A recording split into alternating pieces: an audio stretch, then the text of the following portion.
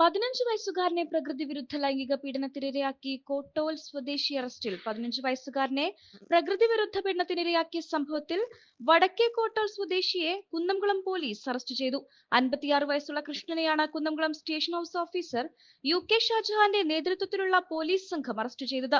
കഴിഞ്ഞ ദിവസം 18-നായിരുന്നു കേസിനാസ്പദമായ സംഭവം. ഗ്രൗണ്ടിൽ കളിച്ചുകൊണ്ടിരിക്കുകയായിരുന്ന കുട്ടിയെ വിളിച്ചുകൊണ്ടുപോയി പ്രകൃതി വിരുദ്ധ ലൈംഗിക പീഡനത്തിനിരയാക്കുകയായിരുന്നു. സംഭവത്തെ തുടർന്ന് കുട്ടിയുടെ പെരുമാറ്റത്തിൽ അസ്വാഭാവികത തോന്നിയ ബന്ധുക്കൾ നടത്തിയ അന്വേഷണത്തിലാണ് പ്രതി കുട്ടിയെ പ്രകൃതി വിരുദ്ധ ലൈംഗിക പീഡനത്തിനിരയാക്കിയതായി അറിയുന്നത്. തുടർന്ന് കുന്നംകുളം പോലീസിൽ പരാതി നൽകി.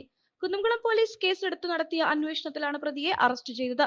വൈദ്യപരിശോധനയ്ക്ക് ശേഷം കോടതിയിൽ ഹാജരാക്കിയ പ്രതിയെ റിമാൻഡ് ചെയ്തു.